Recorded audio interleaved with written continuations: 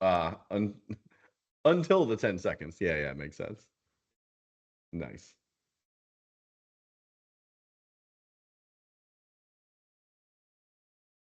I know. I know. It's fantastically annoying.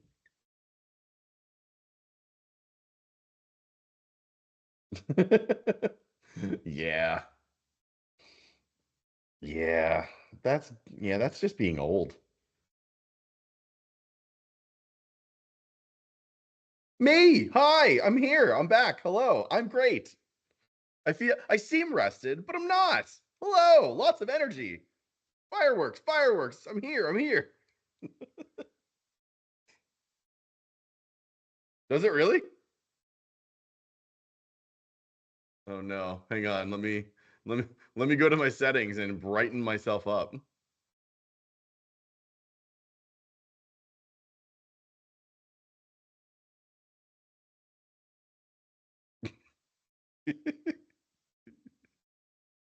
Oh. Isn't it great having me back, Chad? It's so great. Am I brighter? Am I a little bit better now? All right, fantastic. I'm leaving it like that and I'll fiddle around with it later. Nah, nothing like a good fiddle. I am it for sure feels like it. Man, I have had a lot of craziness happen personally over the last like month or two. But mainly I've been like doing a whole bunch of work. I traveled for work. Went down to Florida. It was a total mind f because I quite clearly live in a state where you need a hoodie this time of year, and going to Tampa, Florida in November when it's 88 degrees. Really weird. Haven't done that since I was like 12 going to Disney in December. And I'm like, man, now I kind of understand why people like Florida. Like, it's just nice all the time. Man, unless except for the summer, in which case it's basically just God's oven. But yeah, other than like July and August, pretty nice, especially in the fall. But yeah, man, just work and travel. But I'm here and I'm back and I'm excited to talk cars finally and not work things, which is great. How are you doing, dude?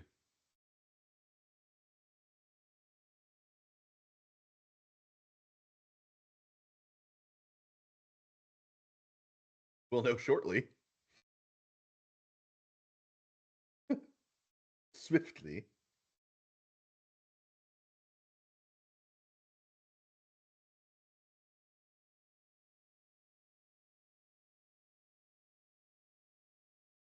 Of the SS, the second Stang.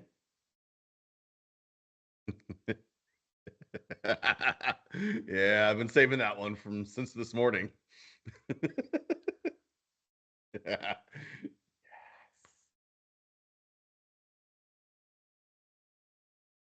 How dare you yawn in my general direction? You wake up. I am here. Be excited.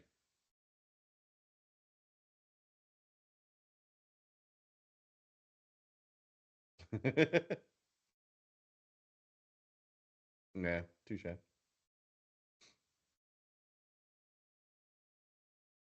Crispy Stang. Great name.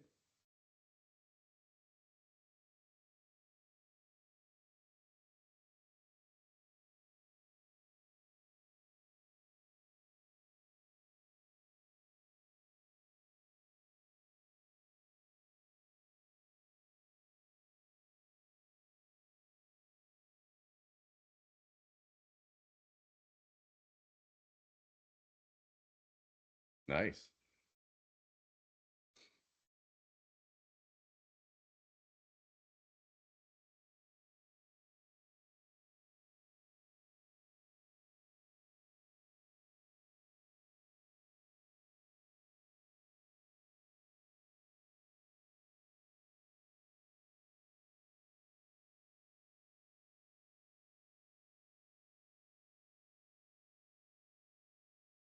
Mm.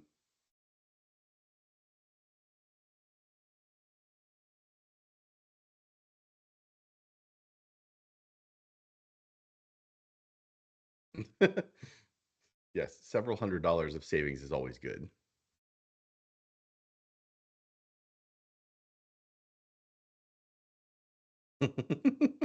Yes, yes, you do.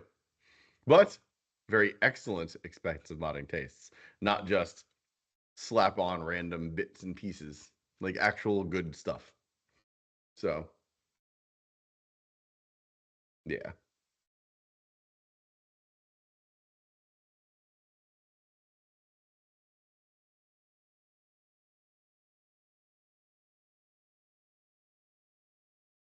Hmm.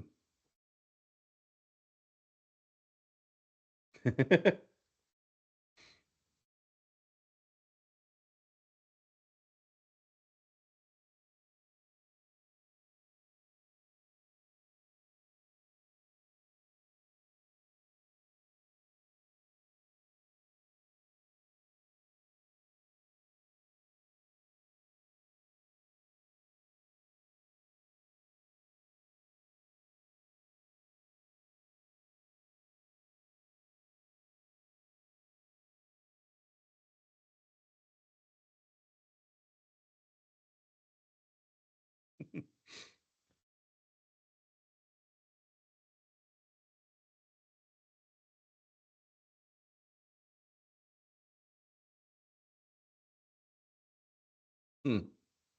Interesting.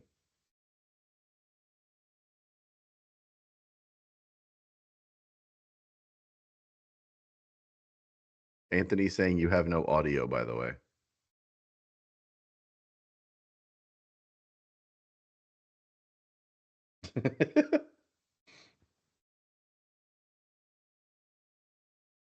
Speaking. Hello.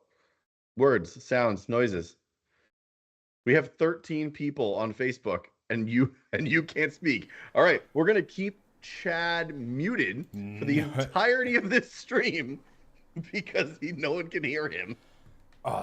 It's so freaking annoying how Windows does stuff. It is so So unbelievably good. annoying because say I So unplug good. a controller or I unplug any sort of USB peripheral that has anything remotely to do with audio, it Yes. automatically resets. Um, Nice. and Can everyone hear Chad now? they should. And and for those that don't know who Chad is, it's that guy, not me. Yeah, we're good. All right, sweet. Um, So anyway, you were saying about the Mustang. so anyway, let's go back because people went to gotta. So the Black Mustang, I've actually started sourcing parts, looking at parts, kind of coming up with a plan of what we want to get because Yeah. the as you can see from this image, the silver car is in the shop getting disassembled. Yep. And it's getting ready for a lot of the stuff pretty much from the back of the train. So the headers, catch can, uh, what else from the front? Like that's the stuff we're taking off of the old motor. But then drive shaft, axles, all the stuff I've talked about, that's going to be going on to the new car in the first week of December if the stars align. Uh, and the good news, like I said, is that the supercharger kit that I had on the old car has sold. So that's financing phase one of the build, and hopefully I'll have a little left over. But I've been spending way too much time researching cold air intakes for the S550, which is something I don't hardly, well, it's not something I ever really do. Ever since the Volvo, the C30, when I realized that, okay, this is actually sucking in hot air, pulling power once everything comes to temp. Uh, I've and we made 705 wheel horsepower on the silver car, the one you see that's slightly singed. Um, we made 705 wheel horsepower on a stock airbox with a drop-in filter. So turns out engineers, they know what they're doing when they design this stuff from factory. So, but the reason They kind of know what they're doing. I need a intake is because of the manifold we're going with and the new throttle body we're going with doesn't work with the stock setup. So I've been looking at, encapsulated units. I've been looking at a whole bunch of different stuff. There's a kit that goes into the fender well that's like a true cold air kit because it's not pulling from the engine bay. It's actually pulling from outside of the engine bay. But that it comes with its own risks. Like, if I happen to find myself in a fairly deep puddle, I might be in a situation. And when I say fairly deep, I mean at least 6 inches or more. Like, we're not talking like a little tiny like water. We're talking like a lot of water. We're talking like a puddle that you don't want to go in with any sports car ever. So I've been looking at a lot of that Something stuff. up to the intercooler. Yeah. So I've been looking at a lot of that stuff because like the end goal for the new car is to make somewhere in the neighborhood of just over 540 wheel horsepower, if not 550.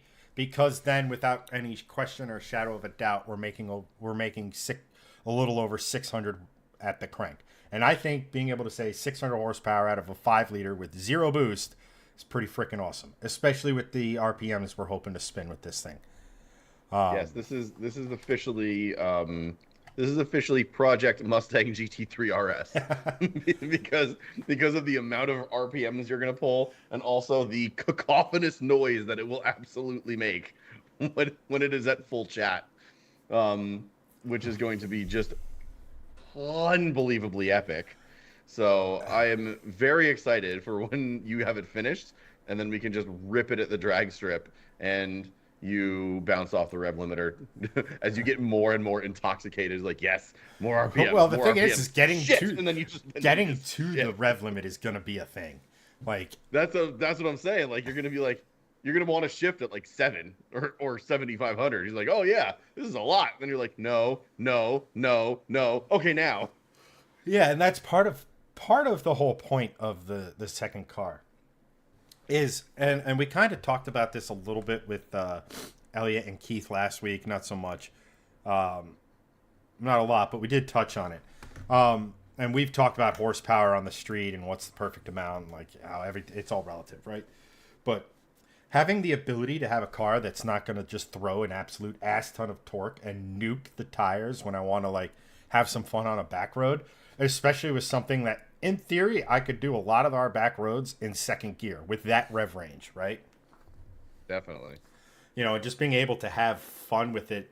The Supercharger had its own elements of fun. The almost instantaneous speed, the sheer power of it all of that was really intoxicating. The whole, pick an import pulls up alongside of me, starts revving the engine or whatever, and then I rev and they hear a blow off valve and like they immediately slink back into their seat. There's part of me that will miss that. But again, like this car is meant to be a backroad screamer. And it will. We're hoping to be able to run somewhere around 85, 8,800 on 93, and then with like 94 or boosting in 93. Being able to push 9,000. So that's going to be really interesting. And then you said GT3 RS. Well, once all that motor stuff is done, I can finally start applying the carbon of the fiber. Yeah. So all the fiber that is carbon related. That carbon fiber roof that's been sitting in my garage for way too long. Oh, I was going to say that. So that roof will still fit. The facelift, I understand it's basically the same car. I just didn't know if there was any differences in any of the oh man, words are gonna fail me. In any of the like body metrics, if you will, for lack of better explaining. The easiest way to say is I believe effectively from the A-pillar back, it's all the same. So okay. From the hood, good. The hood, the fenders, the bumper are all different. Okay. But and there is some minor styling tweaks, but like the mirrors will work. I believe the doors will work. The roof is 100% the same thing. That's great. Yeah. What other pictures do you have? Or is it just this one? It's just this one, just we get progressively closer. No, I'm kidding. Oh, nice. This was just a this was a random picture because I thought it was hilarious that the front bumper off of my car. This looks photoshopped. It isn't. I know it's not, but it just looks photoshopped. Like you just put your bumper in front of that other car. Well, it was funny because in Photoshop. This was how it was when I got to Blue Sky. Our friends over at Blue Sky, Yeah. go find them, follow them, subscribe to them if you haven't already. Yes, please. Yes. And they were even commenting how it doesn't look like you'd have to modify this bumper all that much to make it flush with the I forget what year, but it's like a 68-ish, I think, but like a late 60s Firebird. We were all getting... Yeah, the width looks pretty spot on, to be honest. And before anyone asks, I have no idea what that car on the right is.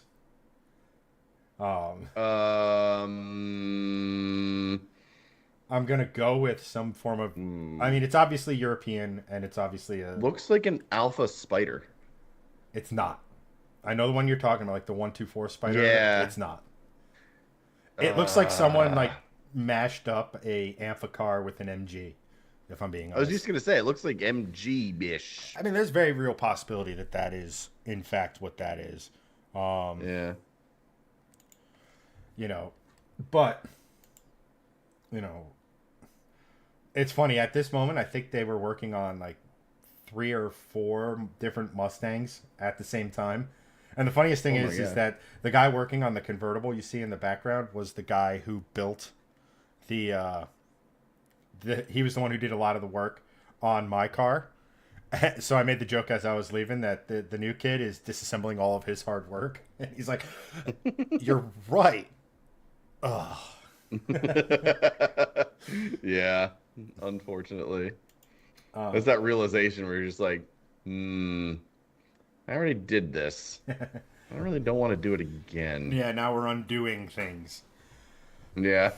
And this is the motor out of the car with all of the fire retardant, which sucks because it takes a while. That stuff is hard to clean, especially on like some of the hoses and stuff. Not that whoever gets this is going to get all the hosiery and everything. They're getting the motor and that's all the hosiery. And they can figure out from there. They can figure out wiring and all that other sort of stuff. Yeah. You know, but we lowered the entirety. When I say we, I mean I had nothing to do with it, and I mean Blue Sky. Like, just we'll leave that out there. You didn't know my Mustang was an EV. Yeah, it doesn't have a motor anymore. I mean, it doesn't have. I mean, EVs have propulsion devices. Yes, they have electric motors. No more internal combustion. And not for nothing, without extensive work, this car wasn't moving anyway. So, you know. Touche. This is my favorite one because you can kind of see like just straight on like the supercharged. Not this one. This one. You can see like the supercharger. You can see like the suspension setup. You can see like this is just like it's like the whole front end obviously like just dropped. It's like this is just a cool shot because it gives you a really nice one-up view of like how tall it is, how wide things are. It's like this is just a cool shot. And you just get an idea for how insanely huge the Coyote is. Yeah. You don't realize how. I mean, I was there today. Big. I'll be there tomorrow, so I have to remember. But I want to get for scale like my forearm next to the head, and just kind of try to show how big the heads are on these cars. One Chad arm for scale. Yes. But you gotta bring a banana. Banana for scale. Chad, put your pants back on. But I need it for scale. Yeah, what was that joke we did back in high school? One dong length. Yes, the standardized measurement was like 75,000 dongs from Chad's house to my house. Oh, what was it? There's actually there's a meme going around the internet. I'm sure a lot of you guys have seen it. It's like some guy was underneath a house looking at I don't know what, but they saw one of the joists or the floor, you know, one of the boards running along, and it just said 240 dicks, and the caption was, "The Americans will use anything but the metric system." Yes. The anything but metric system meme is great. You know, and to Anthony's point about it being So an good. EV fire um, joke, Fire joke. yeah, well, the battery was the one that let go. Yeah. So there. Yeah. Take the checkmate, Elon Musk. Anywho, this is Yes. So fire. fire bad. Um, this picture, the one we're looking at right now, is. I want you guys to pay really close attention to the center of this because that's the fuel rail.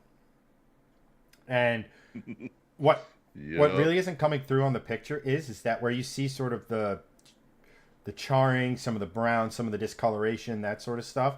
If you were to actually touch it, it's what used to be fuel.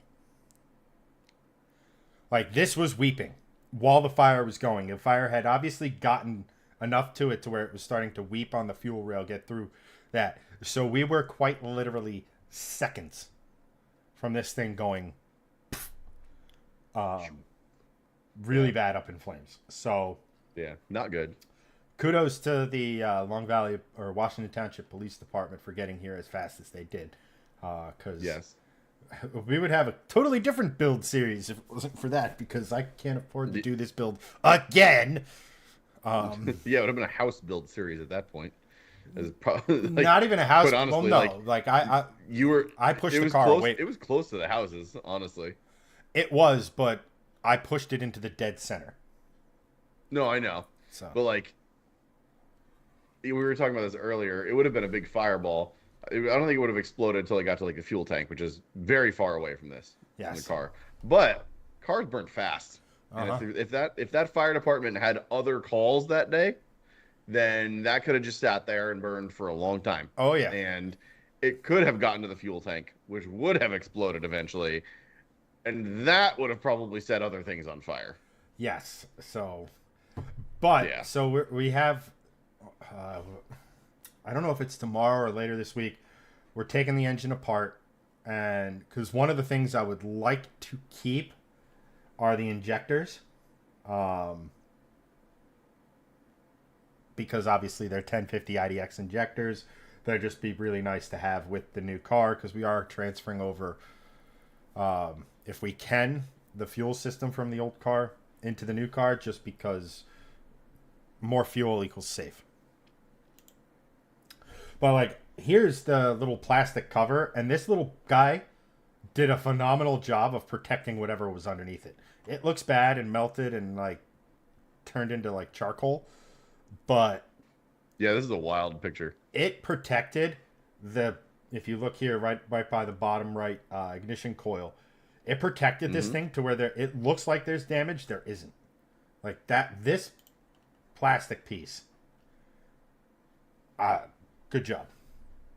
Now it's word by Ford, but Yeah, we're worried, worried by yeah. Ford. So you can see here, like what it protect, how well it kind of protected that section. I mean, obviously, wiring kaput, harness kaput, but such is the nature of fire. And then, just like I said, there were a couple Mustangs, Yeah, and that's before. man, This is it's crazy to see the engine out finally. Because how long ago did this Well, happen? the fire happened early April. Yeah, and it's November. Uh, yeah. That's So crazy. it's been one of those things where, like, well, Jeff and I had always had the engine itself is fine and ready to be stuffed into an Alfa Romeo. I mean, yes, it pretty much is. There's some things here and there that were probably, a couple little things here and there that we have from like Jeff has a lot of stuff like lying around that we're gonna address with this motor. But I mean, it's pretty much. I mean, the funniest thing is about it, and I think it didn't strike me until I think it was like last week, Greg, when you and me and Hanson were talking.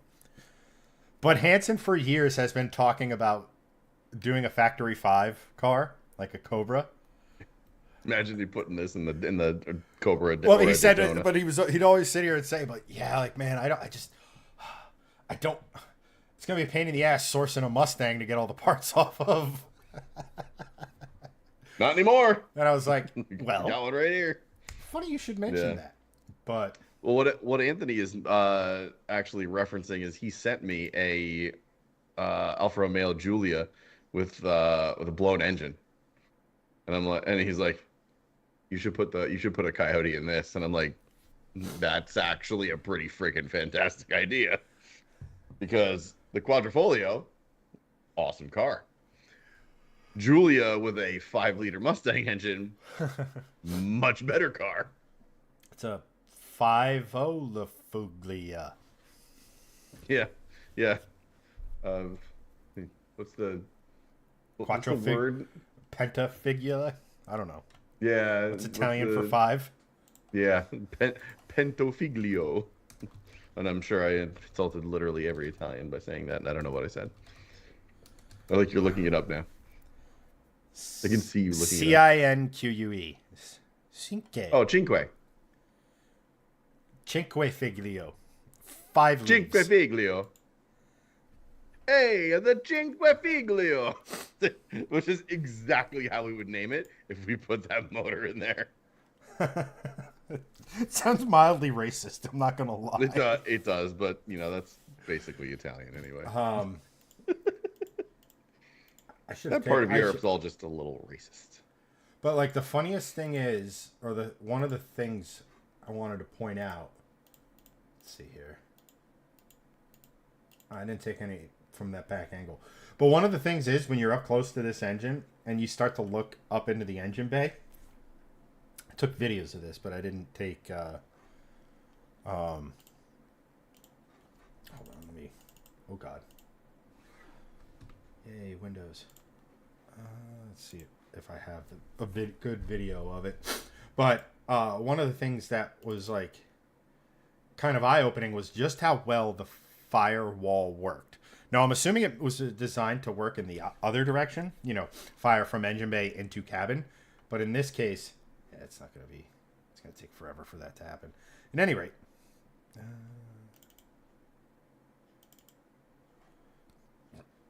Computer is not happy this evening.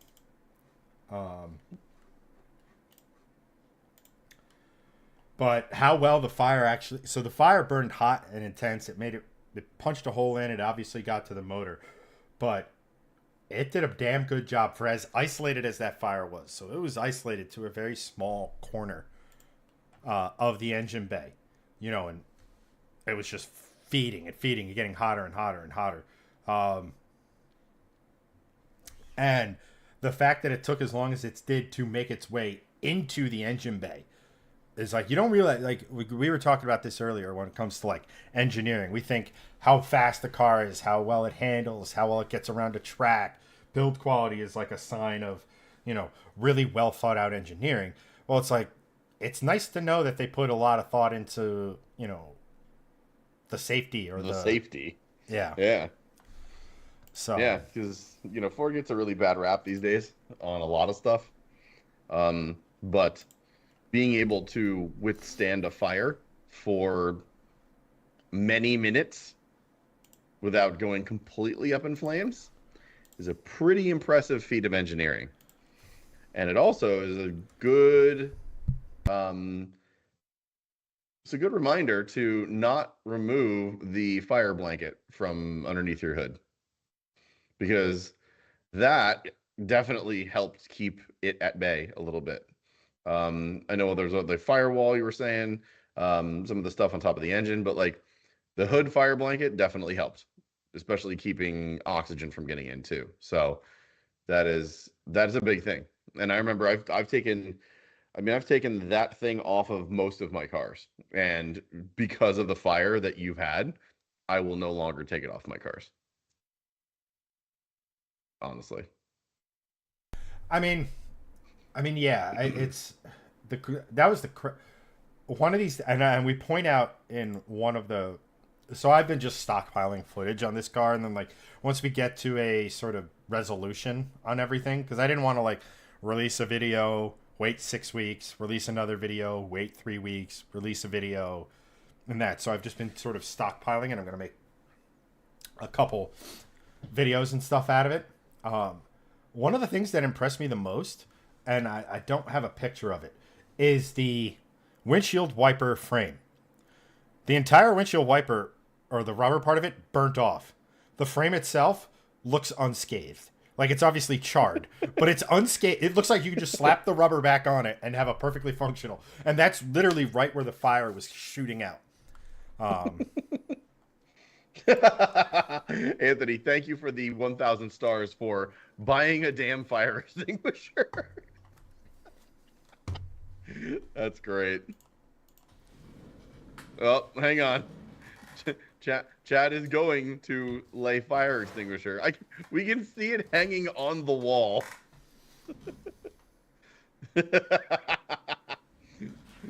Anthony, we will send you your 1,000 stars back.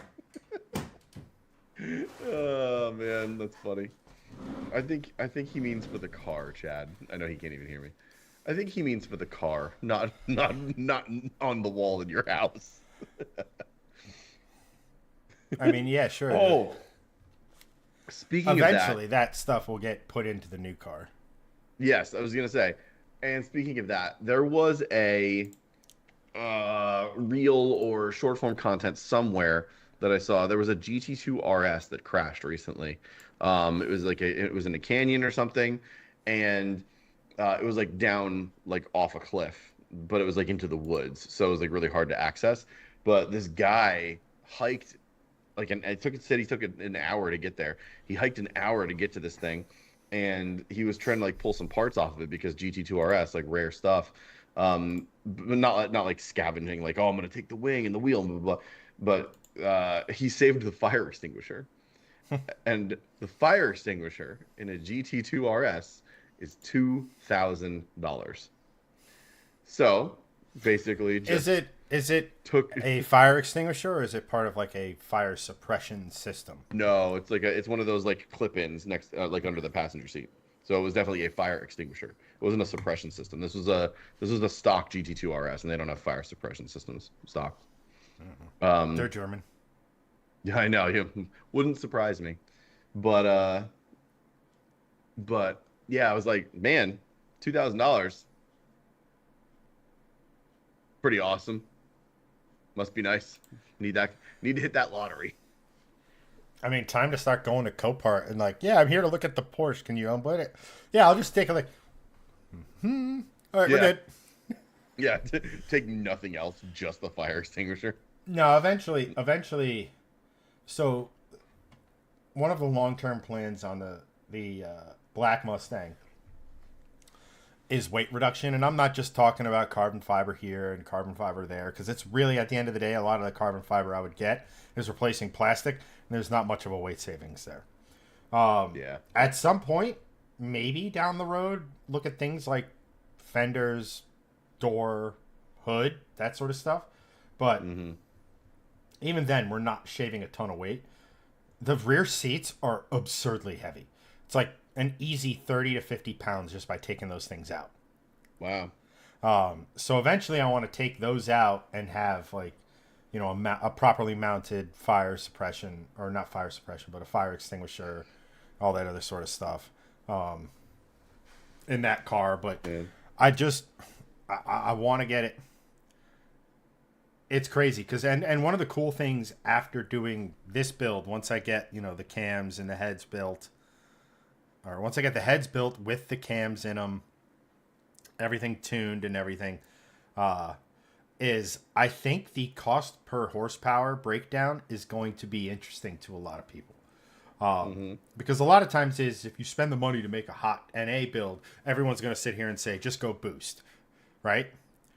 And I want to sit here and I want to actually, it's like, well, it's the same basic platform. I've had a metric ass ton of boosted power, and I'm going to have a lot of NA power. Let's talk, right? Like, Mm-hmm. break it down. Like if you were to take this setup with this and this, and like, I think that's one of the really cool things that I'm looking forward to next summer. Really sitting down and breaking down, how the cars are different, how they, and more importantly, it's like, you know, again, it's that forum thing that if you have an NA car and people sit here and go, NA or boosted, and almost everybody sits here and goes, for per horsepower, it's cheaper to go boosted. But they're not looking into everything. They're not looking into, all right, well, that's a lot of horsepower. Can you handle it? Will a metric ton of horsepower ruin the car? And I'm not saying it did in my car, but in certain chassis it might. So like it's a cool thing that I'm looking forward to sitting down and kind of evaluating. And not for nothing, I'm really, really, really looking forward to going through our super secret testing facility. And just basically Mexico. Yes, which is oddly Appalachian this time of year. I know. It's weird how Mexico looks like the Appalachians. I mean, if you guys happens all the time. We only really see like Mexico City and the coasts. Like Mexico's a lot like northwestern New Jersey. Yeah. It's very much like crazy. New You should York look it up. and Massachusetts. But no, Weird. it'll be really interesting because like to your point, like it was almost a GT2 RS with the supercharger. Yeah, it's going to be like kind of GT3 RS esque with the NA. And like I said, even if like we only really get to like 8,500 RPM, I'm going to be thrilled because you know what that proves? The voodoo was unnecessary. Pretty much. I think. I mean, at this point, we know that the voodoo's cool, but we all know at this point. I mean, at least most of us know that are sort of in the know that the Coyote is a one superior motor, and two, the voodoo was the engineers basically just saying, "Fuck it." It was them showing off. Let's just do something cool. I mean, it did do a lot cool. to bring notoriety to Ford. Like it had its place. Like there were reasons, but like it wasn't necessary. You could have made the 5.0 just do whatever the hell you want. Because every now and again, I'll get into a conversation with somebody on one of the Mustang forums talking about, the Coyote versus the Voodoo, and like I always sit here and go, okay, go buy a Voodoo crate engine. If it's so great, why isn't there a crate engine? Why is the option the Illuminator, which is a cross plane? Which is effectively just a high compression version of the Predator motor. But in any rate. Yeah, exactly. In any rate, so look forward to that. I'm going to start posting. We're going tomorrow. Again, I'm going back tomorrow and probably Friday to kind of do inventory of everything whenever they finish. So it's an exciting couple of days. It's kind of a bummer to like, yay. I gotta wait 2 weeks because like I'm really interested. I'm really stoked to hear my car with the long tubes on her. Yeah, it's gonna sound pretty fantastic. I gotta say, it's gonna be so fucking loud. It's like, it really is. I mean, it already is it's very loud. So but no. So, all right. So, Greg. Me. Oh crap! What did I just do? Please hold. System processing. Alrighty. I have to use the restroom real quick. Greg is going to regale you a tale that is both interesting and related. So, Greg, what actually is? I know I'm just springing this on you. Oh, okay. Here we go. But in the future, this might not be a bad idea. News time with Greg. Oh. Breaking news. Shifting lanes news. Your number one news source for all things automotive. With your anchor, Greg Samete. This guy. That's actually, I think I can get down with that. I'm just gonna read off some headlines now since Chad put me on the spot. But good news, I have Feedly, which is a great app if you want to consolidate news stuff. So let's see. A couple of things that happened. The TWR Supercat, which is a Jaguar XJS, basically, but like modernized. Looks pretty awesome. Go look that up. Really cool. The new Audi S5 is absurdly heavy. What isn't? The new M5 wagon is basically the same weight as a collapsed star. So basically everything's getting just insanely heavy because big cars, lots of safety, hybrid systems, all-wheel drive. It sort of all adds up to big, heavy fucking cars. Let's see what else we got here. This is your reminder that we didn't appreciate the Ford Flex. Look, Jalopnik is not what it used to be. There are some pretty bad takes on that journal now. It is less journalism, more just what headline can make the most views at this point. This is a good take. The Ford Flex was actually a really good car. It's like an old surf wagon, but modernized. I'm a big fan of it, quite honestly. And I love that there's so much crap given to it on all the wagon groups on Facebook, but it's a wagon. It really is. It fits every single mold of what a wagon is. D-pillar, boxy at the end. It's literally just a lowered SUV wagon. That's all it is. It's actually cool. And they're actually sleepers because a bunch of them came with the EcoBoost engine, which we know you can tune, you can get tons of mods for. Like, I think there's a bunch of these on YouTube where you can actually go on YouTube and see like flexes just like beating Camaro SSs and stuff because it's a 13-second car out of the box, which is pretty impressive for any wagon, like a modern wagon. Basically, this is a 13-second car out of the box. It's quick. Ford Flex being as quick as V60 Polestar, pretty impressive. And I guarantee you can tune it to like 400 or 500 horsepower and make it like an actual sleeper. It's cool. But I agree. This is a good take from Jalopnik, one of the few. We didn't appreciate the Ford Flex. I agree with Anthony. Ford Flex was years ahead of its time. I agree. I think it's a Chad, crossovers are not lowered wagons. Jesus Christ. That's a hill I'll die on. And I just a hill he'll die on too. Crossover. But it, like, to me, I don't know. This is a whole other debate. Like, there's the definition of a crossover is so skewed to me because I understand like what it is, and like crossovers are basically just SUVs or trucks in the case of the what's it called? Honda, whatever the hell it is, Ridgeline. Basically on car platforms, like car skateboards, essentially.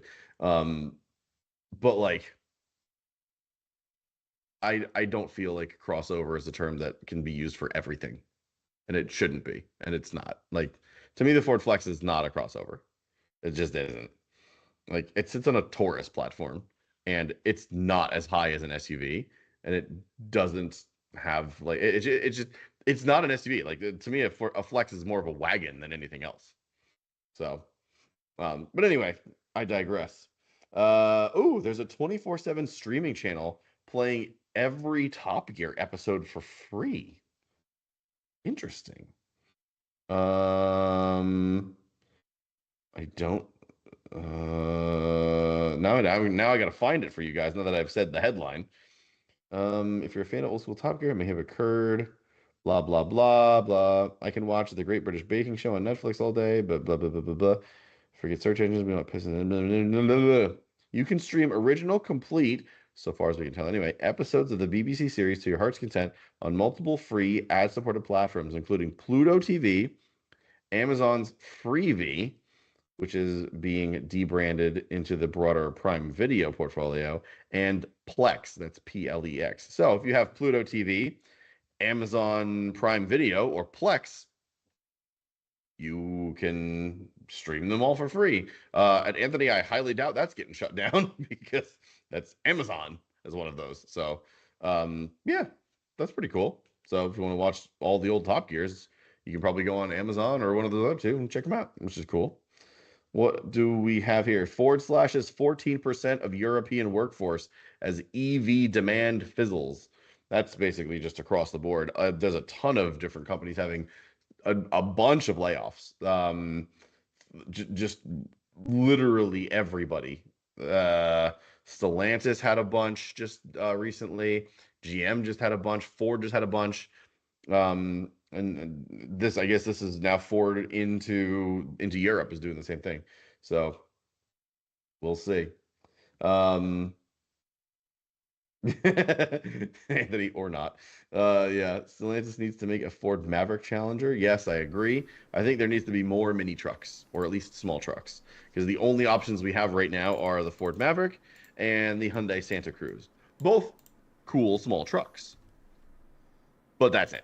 We need more. We need Mazda to bring back the B series. We need Stellantis to get a small truck. I think more mini trucks is good.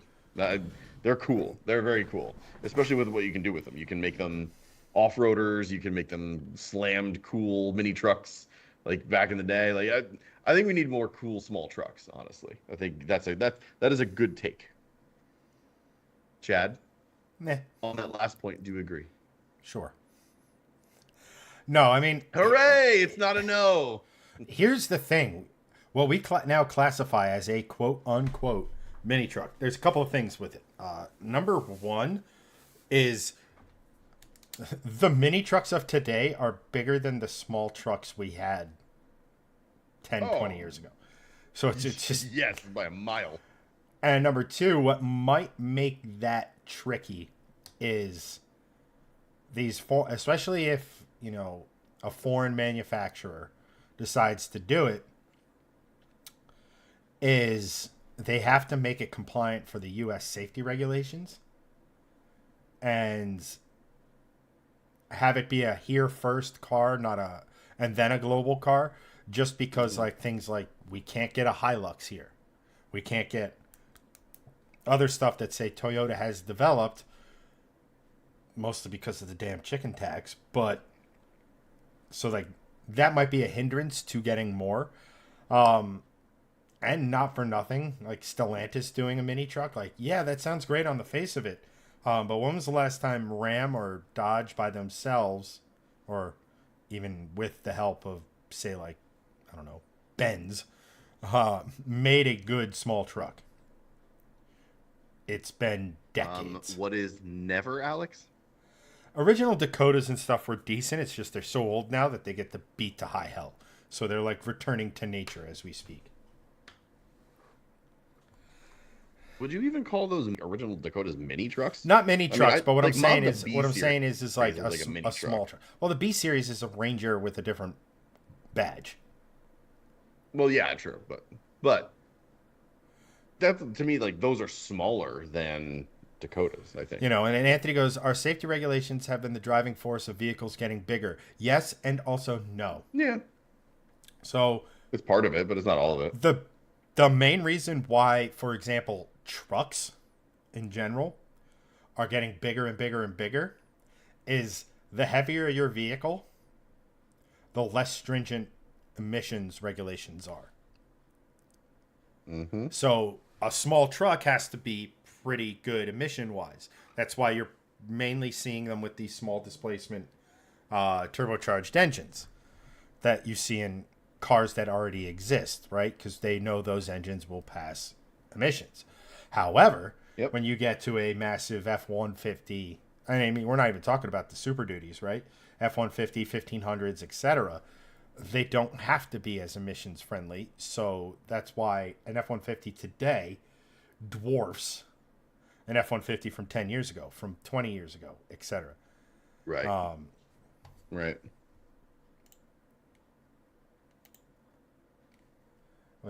But someone sent me something. Now that you're back, yes, let's talk about another V8. Okay. So, you sent me a very interesting. Wait. Oh, I can outdo that intro. So I went on the internet the other day and I found this. That's perfect and a great segue. So It's a forerunner, not a this segue. as nah, ruined it. So as you can plainly see, this is I think fourth gen Forerunner. I have no idea the Um, generations. me neither, but it's a 2006 Toyota Forerunner. It is the one with a V8. It is the, I believe, 1UZ FE, correct? No, No? What is it? this is a 2UZ FE. It's a 2UZ FE. Okay, thank you. So Um, but either way, any UZ engine from Toyota gonna be pretty good because Toyota makes excellent V8s. This one specifically is quite excellent because it looks to be in very good shape. Um, and it's right in our backyard in good old Dover, New Jersey, which is very cool. And I've been itching for a V8 since this channel basically became into existence. So, this is an interesting thing because we've been talking about me getting like another car for a long time, and this is cheap as chips because it's only $6,500, and I guarantee you that whoever picks this up will not be paying $6,500. It'll probably be more like in the $5,000 to $6,000 range. It's got 240,000 miles on it. It looks very clean. I reached out to the seller, and he sent me other pictures, and the interior looks, in 2006 interior-y. It's tan. There's stains on the seats. It's cloth. It's all fixable. It's fine. Um, I'm not really that surprised for a near 20-year-old car, especially especially one that has off-road prowess, and people usually either used for off-roading, hauling things around, and or family transportation. yeah, Like there's not a lot to it other than that.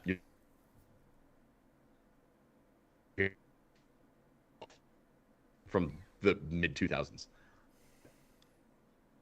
This is a very interesting truck because it's cool. The V8s last forever. It's body on frame. It's definitely a good off-roader. It looks to be in really decent shape. The like the entirety of the interior looks pretty good for its age. There's no like rips in the cloth. The it really just needs like a really excellent detail, like $1,000 detail where they really go in with like, you know, freaking vacuum extractors and like shampoo the seats and stuff. Like honestly, you put like $1,000 worth of work into this thing, either in paying someone to do it or in elbow grease, and you're gonna have a pretty nice example of a forerunner. Um, so I the sincerely hope this guy didn't just park it on this hill and leave it, because the suspension is not going to be happy about that. I mean, I'm gonna go ahead and say that he did. Because But look at the back on this one. I know it's just hunkered down. But either way, like this is a pretty cool car for not a lot of money. No, So these I'm things are. So I'll start with the reason I found this is because we were looking for inexpensive stuff, preferably with 4-wheel drive that wasn't boring, for a buddy of mine. Mhm. And we've come across a bunch of these in a similar price range. And like you said, the 2UZ FE in these, excuse me, it's effectively a slightly longer version of the 1UZ and 3UZ block, but out of cast iron. So, I mean, Yeah. early 2000s Toyota engines in cast iron, it's kind of a thing. Yes. So they're pretty good. I mean, I mean, a refresh, and these things, you take care of these things and you refresh them and you do all the little things that Greg likes to do. I mean, I've never seen someone get more excited to return a car to stage 0 more than Greg. So Yes. they're good. The thing with these is, especially it being a New Jersey car, is, and if you go to like a carcomplaints.com, Rust. is rust. Ah, but it gets the green stamp. Well, seal of awesome. Yes, it does. So, I love that they do that. It's so funny to me. but it's not the end of the world. The pictures you sent, it's hard to what's the word? Discern. Yeah, it's until you get under there and you kind of take a look and you kind of poke at it a little bit, kind of poke at it, you don't really know. But the good news is it's a truck, so you can get under there pretty easily. Even me with my busted Yeah. ass shoulder could get underneath that. Yeah, you just go over there with a screwdriver, and if you're tapping and it's going through when you're tapping, problem, run away. Right. So, I mean, but then again, if you can get into this for like $5,000, I mean, it's a good. What do you use it for a winter? You have some fun with it, and it's like okay, Yeah. you know. I always liked these things. I always thought these things were cool. I am, as many people know, I am a fan of the UZ platform. These Oh engines. yeah. Fun fact: these engines are you're going to see you're going to see the values of them start to go up. So Mark was Oh talking yeah. about having a buddy find a good junkyard car for him earlier and stuff. If you find these, so I think the first generation Tundras had these, and hmm the GX 470 had these up until last year. Which is wild to think about. Think about it. Like this is an '06, a 2023 GX would You have many engine swap options. these are the Japanese LS junkyard LS because Yeah. if you want to have a nice reliable um if you want to have a nice reliable V8 to stuff in a project, the one of these is good. If you take one Yeah. of these, have the block, refreshed, machined, honed, all that, put forged rotating and a forged internals, pistons, rods, crank, and then get the heads. Now you can get ported and polished heads because the thing that lets these down from terms of making power is the head design or the airflow, the way the air enters the combustion chamber is not ideal. It's not terrible, but it's not ideal. So you send the head, but that is a block that is capable of holding 1,000 horsepower all day, every day. And nobody's really playing around with them because people are looking at the 1UZ because that had all of its, people have already given it its flowers. People look Yeah. at the 3UZ just because like the 3UZ for me is one of the most perfect engines you could plop into a Miata because they can't handle a ton of power, so you're not going to have to budget for building the motor for boost. But Yeah. with headers, a good intake, you're making 350 horsepower easy, and they're not Yeah. expensive.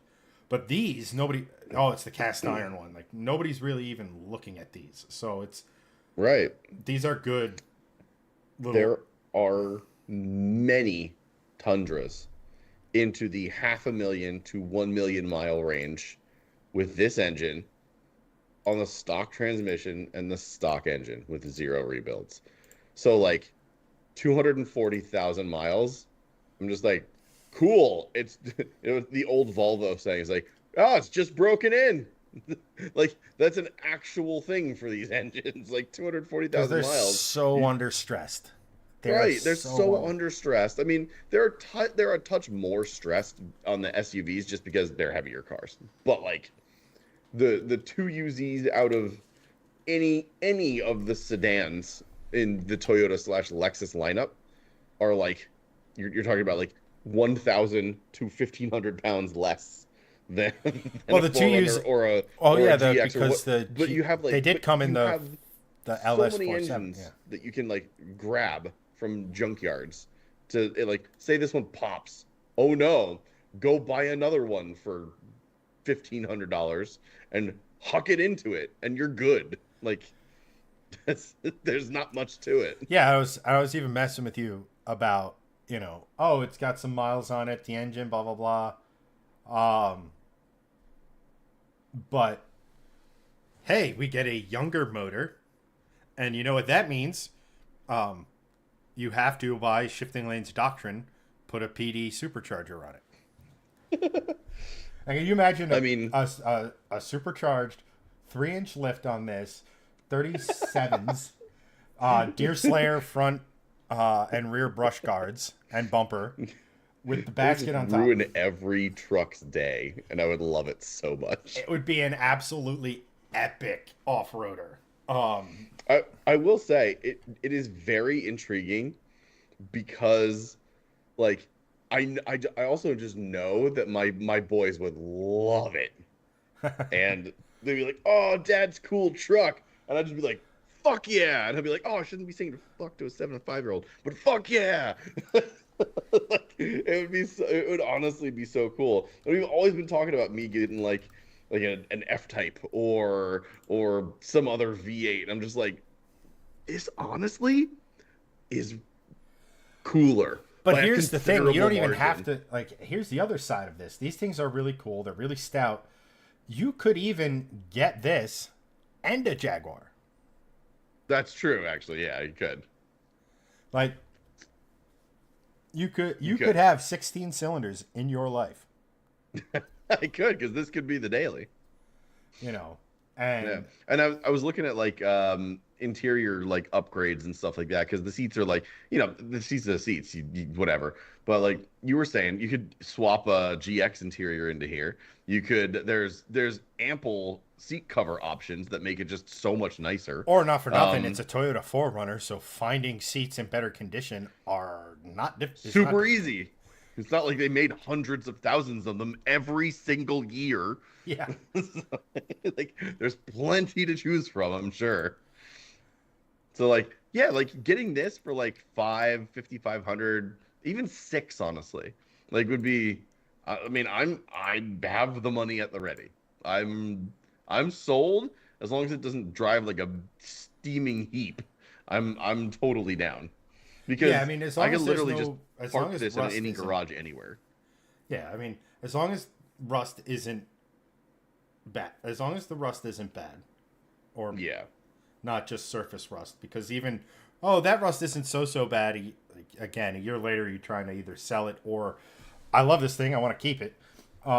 yeah. You As long know, as it's not rust on like the frame, other components can be replaced. right. Like that, it as long as it's not frame rot, that's all I care about because everything else can be replaced. Other than that, I'm sold. Like I'm totally down because this it's cheap. It will probably run forever, even if it doesn't. Just again, huck in another motor and refresh this one. $1,500 into this thing will basically make it run for another 100,000 miles, in my opinion. That there it is. It is a vehicle that, again, it's, and not for nothing, like even in the state it's currently in, like say you go and you refresh the seats a little bit, but even Yeah. so, even with that said, um it's also, oh shoot, I got all, like, because your kids are getting older, they're gonna start doing outdoor sports, they're gonna start getting, all their junk and stuff is dirty and Yeah. all this. Well, in Dad's cool truck, it's not really a big deal, right? Right. As That's opposed to going, that's sort of like what I'm thinking too, because like I always tell, and it hurts me to say this, but like whenever they're in the Polestar, I'm like, don't touch the paint, don't get your feet on the seats, you can't kick the seats, blah blah blah. In this thing, I would be angry if you didn't kick the seats. Like you should be hucking your water bottle across the interior. Like I don't right, care. right, and like, um, okay, so they don't make a turbo kit you can buy for these. I just looked it up. No, they have this. I looked the other day too. They have the Supercharger kit you sent through. They have a Yeah. couple of different options, but like yeah, there's no turbo kit, which is why I think a couple of people have turboed some Tacomas, and they've turboed them or someone did it with with like a leaf blower, which is hilarious. But that's a more modern Tacoma. It was like a 2016 or something. But yeah, there's no turbo option for this thing. It's all supercharger based. But even I, so, you're probably getting another 100 horsepower out of that. Oh yeah. Well, I mean, and they make a PD blower would be the thing to get anyway, especially for an off-road vehicle. Yeah, Like, yeah, for sure.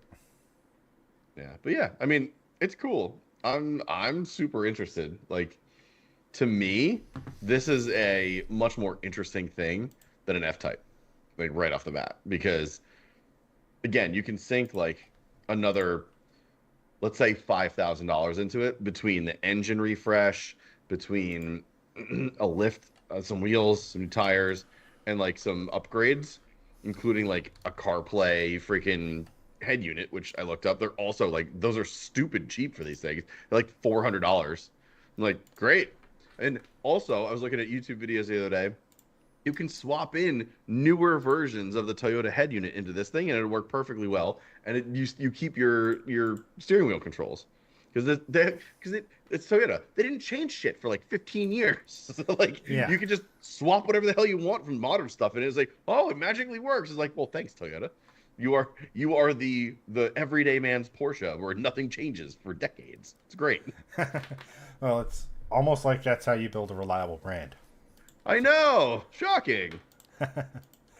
No, I mean, like I said, So it would be it's cool, cool. and It's like, and exciting. again, if you do decide to go like the build route, like Yeah, it's something completely unique to what we've done in the past. yeah. Yeah, it's totally different. Like we've never had something like this on the channel ever. You know, and I think if you're doing like a V8 Toyota product Overland build, it'll also make Hanson a little jealous because he's wanted to do a GX 470 or 460 or whatever Overland Yeah, for years. he has. But it also might get him really interested and excited about like doing something on one of the channels, right? Like, Yeah. oh, cool. Let's let me come drive it. Because I have so much experience doing like the destination outdoor stuff with the Toyota crew. So like, I don't know. I think he would be like really like stoked for it. Yeah, no, Honestly, it's different, right? Like, yeah. sorry, mouse is No, being you're good. a pain, but no, like where the fuck was I? Sorry, my You're good, dude. You're good. sorry, my allergies are kicking in this week. Like I said, I've been freaking exhausted, so like my brain is on like 6.5 cylinders at the moment. Um, That's impressive. Half a cylinder. It's just the piston head is snapped off and it's just the rod flapping inside. no, it's literally half a cylinder It's cross just chopped section. literally chopped in half. There's So fuel spilling out the bottom into the engine. Like, great. not really getting the best compression, if I do say so. Um, Nah, no, no. it's just interesting to see it go a route we haven't. It gives us a chance to Mhm. play with like an engine platform we have been talking about ad nauseum for a while. Years, literally years. You know, so it's no, I mean, again, I hope it works out because again, it kind of solves that. Like at the very least, it's a good daily Hmm. that isn't crazy expensive. It's not going to cost a ton to insure. You know, Yep, it's and it yep. allows like at the very worst, it'll allow you to you know get that sports car and have a little more mod ability. Yeah, I will be 100% honest though.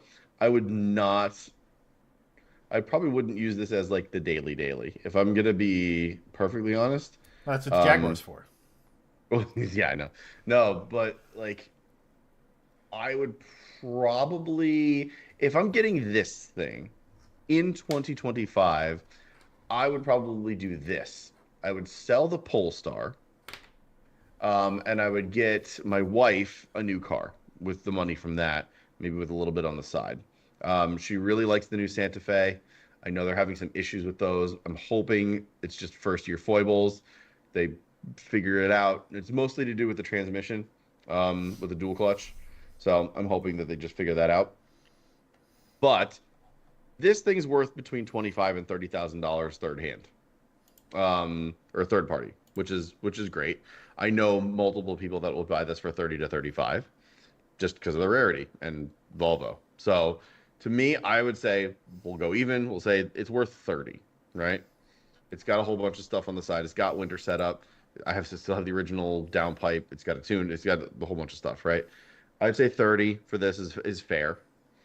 And I would get a Santa Fe, hopefully, for Kate, which would be great. That would leave me with an XC90 from 2017 and a 4Runner that we're talking about. Cool. That's great. Oh, and we get a Santa Fe out of it. So that's three things.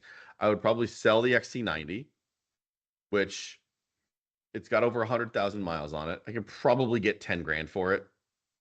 I would imagine it's got some dings and dents. I would imagine 10 is fair.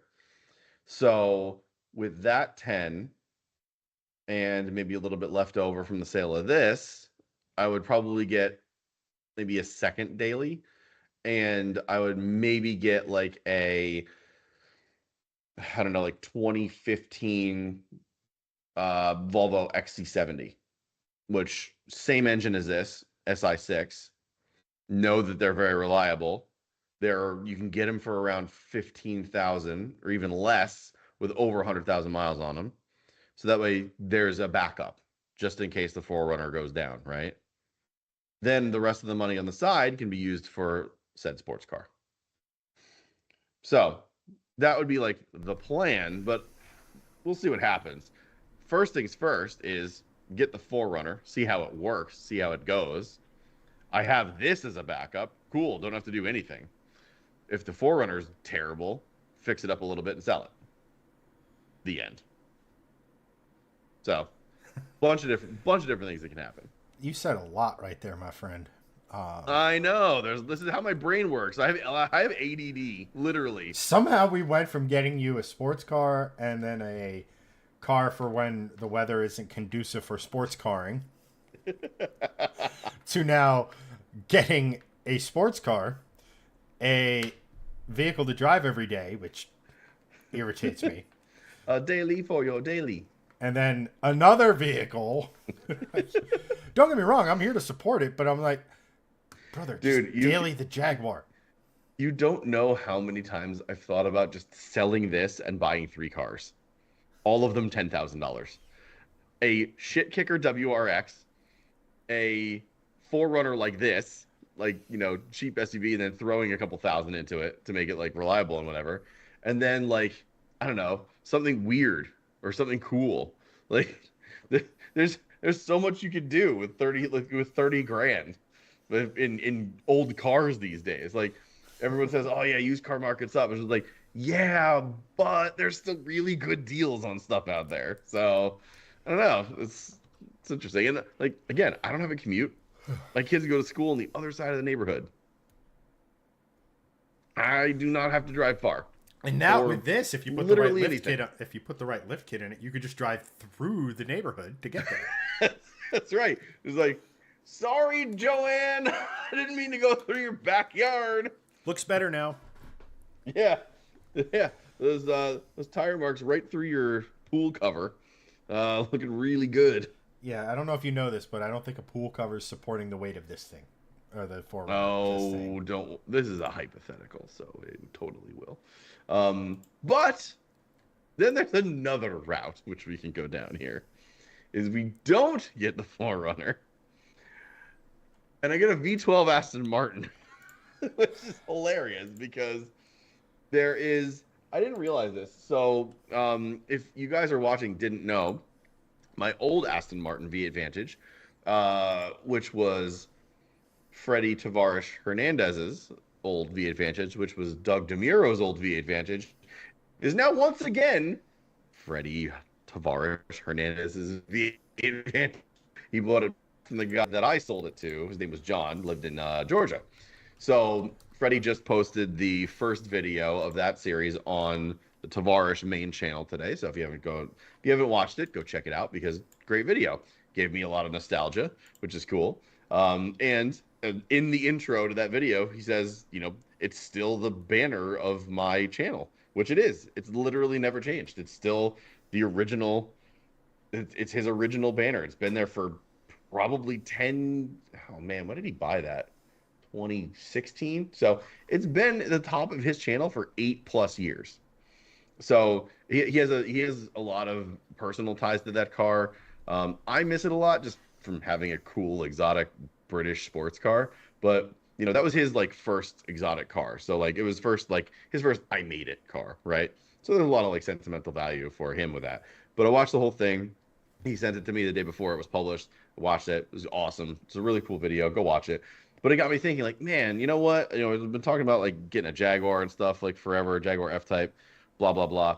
Um, but I'll be damned if I wasn't looking at Astons and being like, you know what? There's some pretty good deals out there. Like you can still find V advantages out there for 30, 40, 50 grand.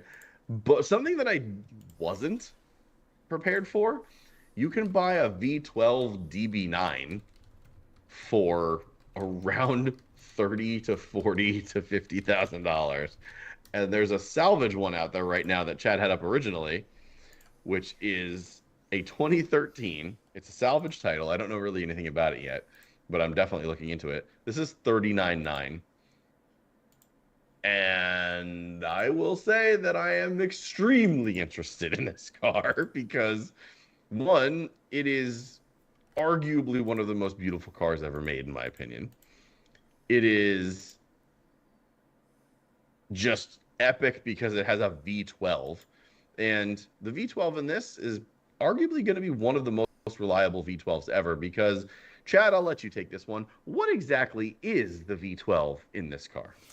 It's two Ford Duratec V6s. And I believe if... Couldn't have been said more perfectly with the perfect tone to it. It's two Ford Duratec V6s at the end. However, I don't know if once you got to... I don't remember if it's these or the earlier ones. But, like, there's a lot of complication to them, too. Like, the earlier ones, you literally had two ECUs. One working the left bank, one working the right bank.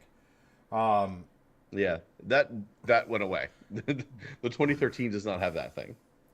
But I mean, one, just look at it. Just look at the car. Why is it missing? I don't care if it's salvage. What is it? Why is there no shifter in the middle? They never made. Well, not never. The DB9 was made with a manual transmission. I think there's maybe like 50 of them. All of them. Is that still the basic Volvo C30 or P1 waterfall architecture for the damn radio? They used that up until like until they read the whole Gaydon era of the whole Gaydon era of Aston Martin, which was, I want to say 2005 through 2016 or 2017. Basically, they all used the same thing in different variations of it, different materials, different layouts, but it's all essentially the same waterfall you'd get in a C30. But like that, this pop-up screen is the exact same pop-up screen that was in my Volvo V70R. It's literally the same thing. It just goes like this instead of like this. It rotates instead of just pops straight up out of the dash. So it is, and yes, Anthony, does that model have Volvo parts in it? Yes, it does. It has many Fomoco parts in it, Volvo included. So that, honestly, not a bad thing because there's cheap ways to maintain this car, which is cool. So that being said, 4Runners are cool. 2013 Aston Martin DB9s with a V12 engine, also really freaking cool. So yes, this is undeniably cool. It's I mean, it's right in the budget. Yeah. My biggest issue. I just didn't realize that these had depreciated that much. Well, salvage title will do that.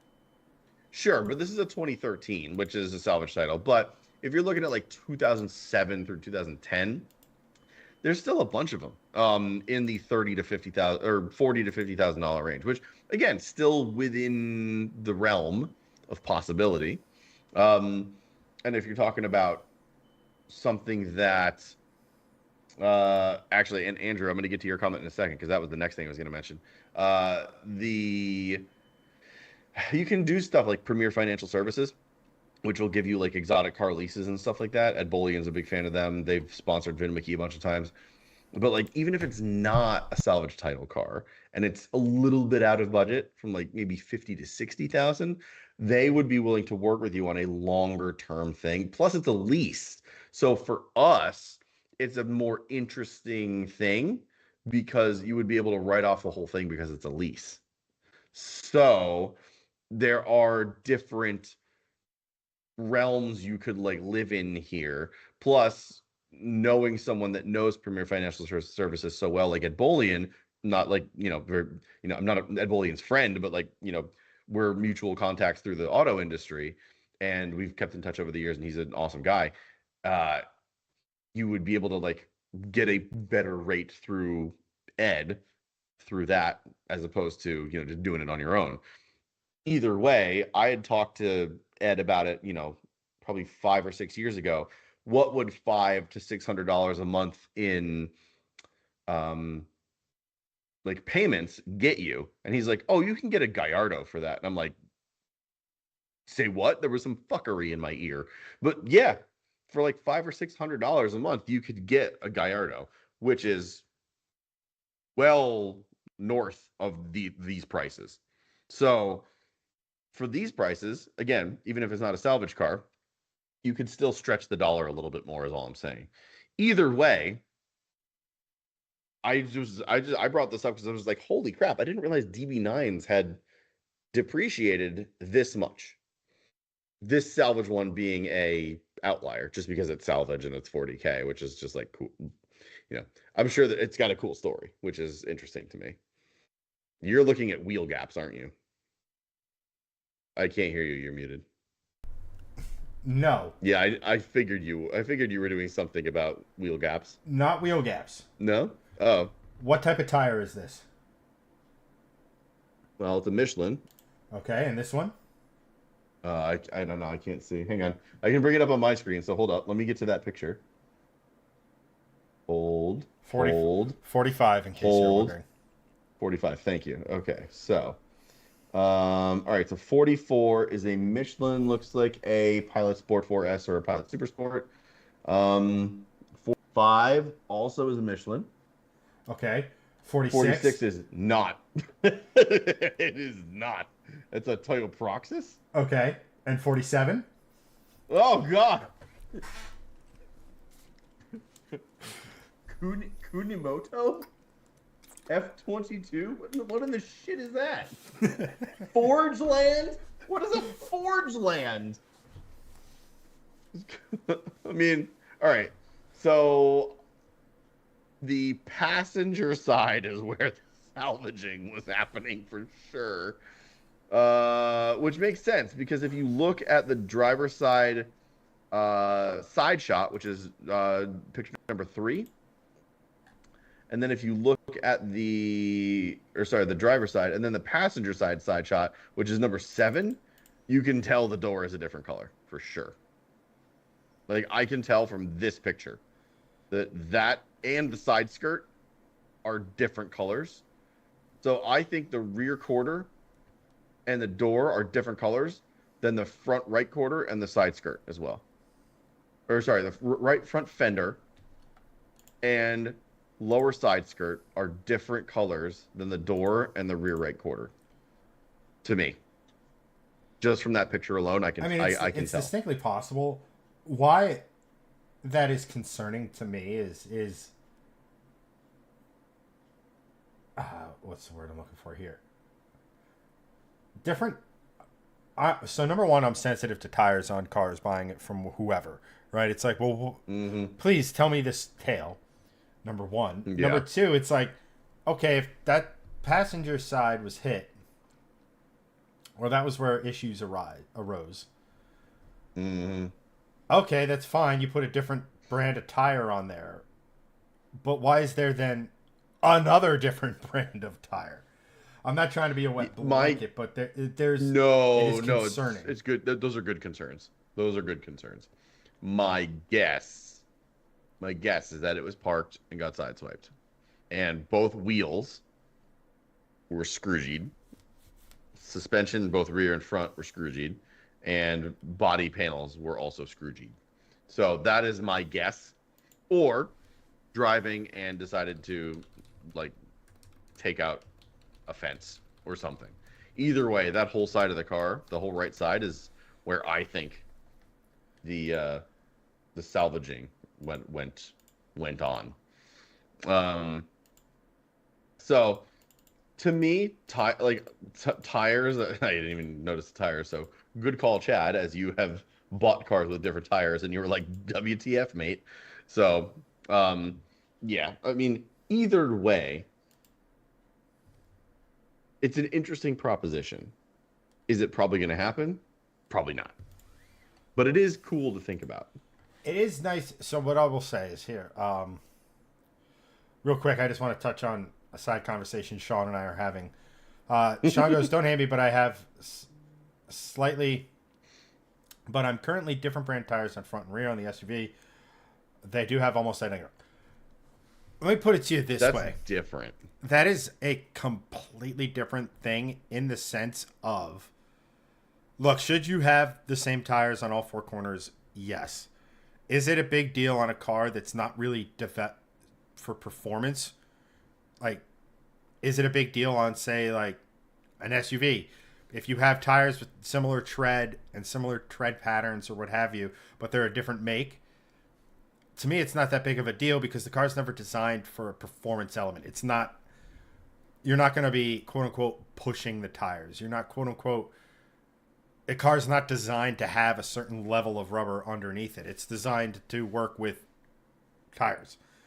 And an Aston Martin, and on the second part of that is on an Aston Martin or even a Mustang or even anything with any sort of performance or quote unquote pedigree or whatever you want to say, having different tires front to rear, different tires side to side, or in this case, 3 different tires, to me is a bigger deal than if I, like, because I'm helping a buddy of mine find a car, right? He was unfortunately T-boned. I'm helping him try to find a car, or what have you. I wouldn't run from a Toyota Corolla that has, say, Kumos up front and Firestones in the back, if they're the same model and have the same wear, than I would if we were looking at an Aston Martin, if we were looking at a Mustang, if we were looking at anything that's supposed to be taken, that's a step above. And I'm not saying, oh, I own a Mustang, I'm a step above, but it's a step above your normal Ford. Yeah. It is. It's just a thing. Yeah. So when people start throwing cheaper shit on it, it starts to be, okay, back up. What else? Yeah. Has the budget not allowed for? To me, as long as the frame is okay, again, a lot like the 4Runner. Never thought I'd be comparing a V12 Aston Martin to a 4Runner, but components are replaceable. Not that they're going to be cheap on an Aston Martin, but they are replaceable. As long as the frame isn't bent, then you can replace wheels, you can replace control arms, you can replace suspension components, you can replace quarter panels, you can replace this, that, and the other thing. Not that I would want to, but you can. That's why I was just gonna say, like, doesn't bother me that it's salvage as long as the frame is okay and it's just, it's depreciated enough to that this was like $30,000 worth of damage and that totals out an Aston Martin at this age. Cool, that's fine, whatever. Wheels got totally effed, whatever. Again, fine. I'm just more of like, okay, is the frame screwed? If it is, I'm out. I'm not interested in having a crab walking car of any kind. Period. Oh, but then we could just blast crab rave every time you come in with your new Aston Martin. True. Oh, oops. Where but no, it's interesting. I mean, look, I'll be honest. V8 4Runner and this, pretty nice 2-car solution. It's a hell of a 2-car garage. I mean, and the last thing I'll say about this is it's nice to go and look at what this stuff is. where specific cars are in the price range given certain things, right? So like Yeah. maybe it's not this car. Maybe Right. it's okay. Maybe it's something else you spot on, say, a Copart. And it's Right. purely cosmetic, right? It needs fenders, Right. a hood, and a bumper. You know, it's something. It's That's easy something to be enough. considered. And you're still probably in the similar vein of, probably, Salvage. well, it's still salvage, but you're still probably in under what that same car with the same mileage without an accident would be. So Mm-hmm. Yeah, it is a true. very cool way of kind of approaching the next vehicle Right. and everything. And it is cool. Like we do this all the time. Every single one of us here. Um, Anthony goes, I still vote the Lexus version over the 4Runner. Well, yes, but then it's Yeah. not a potentially $5,000 truck, right? That's true. Yeah. Now you're talking like 10 to 15 as the Whereas base if you truck. say you're 15, you have 15 in your pocket. You spend 5 for the truck. Well, guess what? You now have $10,000 to do something else with, whether it be mod the truck, buy it, a Camry and put Yep. a Amazon Turbo Kit on it or whatever. Which honestly would be a very cool build too. I mean, yes, if we had a shop and like Yeah. we just don't have Yeah. that type of stuff. Hopefully someday in the Right. next few years, but it's just we all do this. We all sit here and we all have we have a few cars that we like always are kind of looking at. That we are always what's the value of these? For me, it's second gen Vipers, i.e. the first Viper coupe. Mm-hmm. I always like, hey, what are these things? God damn it. When I was looking at these, they were I'm always so late to the party with these stupid cars. It's like, ooh, that car is cool. Almost guaranteed to go up in value. Like if there's a car that is just out of my price reach, I guarantee you it's going to appreciate in the next 5 years. It's lock it up. Like I should start doing a car. Yeah. Here, this car will appreciate in value. Why? Because I like it and can't afford it at the moment. Next question. Meanwhile, gains $30,000 in value overnight. But like we all have that sort of stuff. So like I totally get it. I totally get the looking. It's totally one of those things where like, the DB9s might be the anti-Viper, right? They're creeping towards budget as a part to further away from it Right. and stuff. So it's always Right. cool to kind of look at that stuff. Again, salvage cars Yeah. can be a really good resource to find a car that you like for not a lot of money. Yeah. Obviously, there's risks and stuff involved with that, but it is pretty interesting. So Yeah. I think on that note, I'm going to sit here and say to our regular viewers, and even if you're new here, come on back next week because I think you guys should start posting in the shift, especially our shift squad members, and even if you're not, post it wherever Greg is going to tell you to post it after I'm done talking. Right on the comments in the stream. That's where Greg will look. Post cars you think Greg should buy. Now, keep in mind, we all know what Greg kind of wants at this point. Go out there and find, it can be salvage, it can be not. Just post them, and I think we'll go through them next week. Yeah. Great idea. I think that'll be a lot of fun. We can poke fun at Greg a little bit. But as for this one, guys, I do apologize. I know this is on a little bit of the shorter side, but I'm fading fast. My allergies are whooping my ass. I'm just getting smoked, and I'm fading. And as you can see from some of my comments, some of my brain not braining, I'm almost gone. So we're gonna wrap there. Thank you to everyone who watched. Thank you to Anthony for the stars, all of our supporters, everyone for just watching. We appreciate you guys more than you'll ever know. But for this one, that's going to be a wrap.